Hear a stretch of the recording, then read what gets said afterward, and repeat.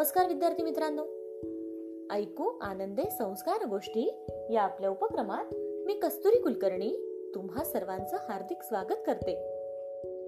आपल्या या उपक्रमात आज आपण गोष्ट क्रमांक 89 ऐकणार आहोत.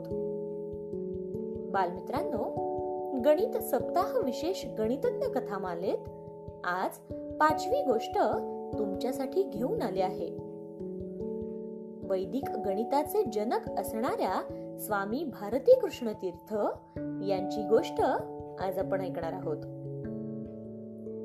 गणितज्ञ असणारे स्वामी भारती कृष्ण तीर्थ यांचा जन्म 14 मार्च 1884 मध्ये तामिळनाडूतील तिरुन्निवल्ली येथे झाला. त्यांचे वडील पी. नृसिंह शास्त्री हे त्या काळी तिरुन्निवल्ली येथे डेप्युटी कलेक्टर होते. त्यांचे मूळ नाव व्यंकटरमण असे होते.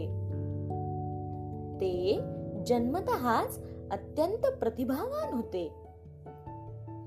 वयाच्या केवळ 15व्या वर्षी मॅट्रिक सर्वात जास्त गुणांनी ते उत्तीर्ण झाले होते आणि वयाच्या 20व्या वर्षी 1904 मध्ये स्वामी भारती कृष्ण तीर्थ यांनी एकाच वेळी तब्बल 7 विषयांमध्ये MA केले.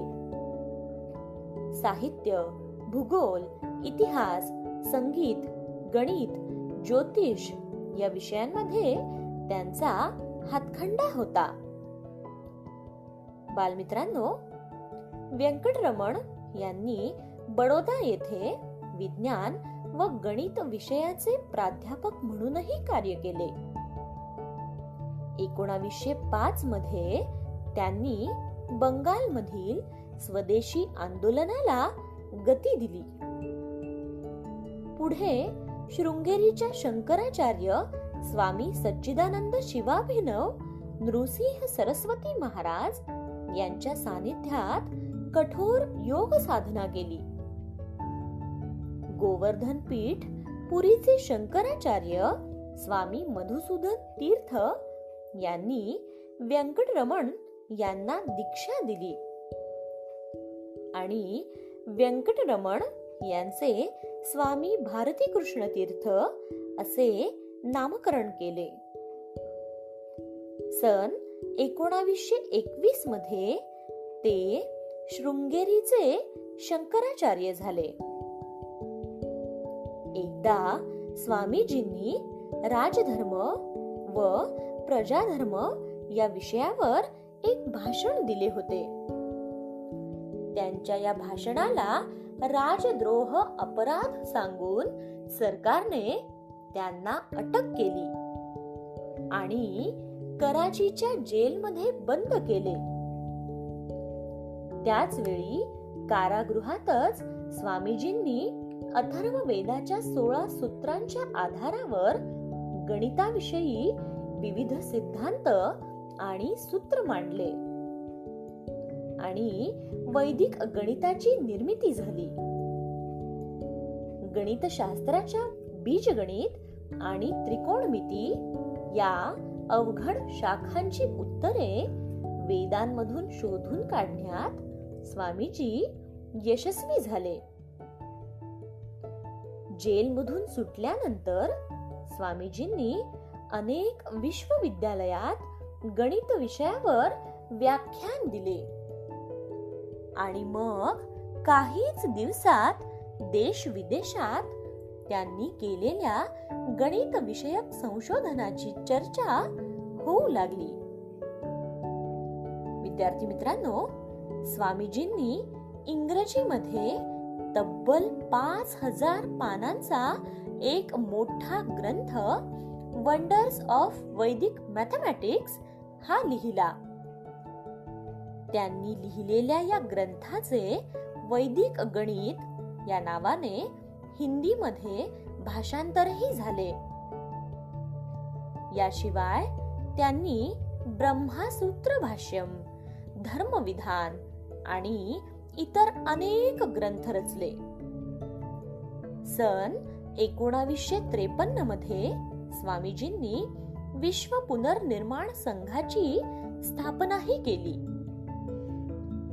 स्वामी भारती कृष्ण तीर्थ यांनी वैदिक गणित हे पुस्तक लिहिले. यामध्ये 16 मूळ सूत्र आणि 13 उपसूत्र दिलेले आहेत. मित्रांनो, वैदिक गणित गणनाची अशी पद्धती आहे की ज्यामुळे अवघड अंकगणितीय मोजणी ही खूप सोपी, सहज आणि चटकन होते. स्वामीजींनी बनवलेल्या वैदिक गणिताच्या या 16 सूत्रांचे वैशिष्ट्य असे की लहान मुलेही या सूत्रांचा सहज अभ्यास करून प्रश्नांची तोंडी उत्तरे देऊ शकतात आणि हे सूत्र सहज लक्षातही येतात. वैदिक गणिताच्या माध्यमातून स्वामीजींनी बेरीज, वजाबाकी, गुणाकार, भागाकार करण्याच्या विविध पद्धती शोधून काढल्या. अपूर्णांकांचा भागाकार, बहुपदींच्या विविध क्रिया, उत्तरांचा योग्य पडताळा घेणे अशा अनेक पद्धतींचा स्वामीजींनी शोध लावला. अशा प्रकारे वैदिक गणिताचा शोध लावून त्यांनी संपूर्ण जगाला आश्चर्यचकित केले.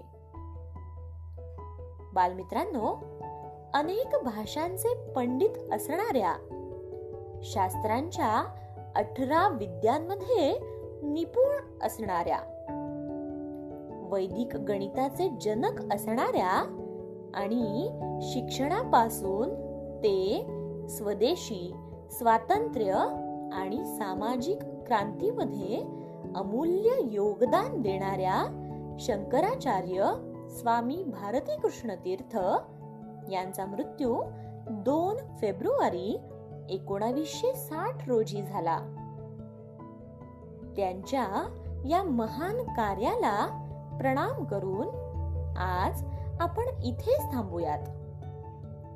पण मित्रांनो, तुम्ही मात्र वैदिक गणितातील विविध सूत्र शोधा आणि गणित सोडवण्याचा प्रयत्न करा.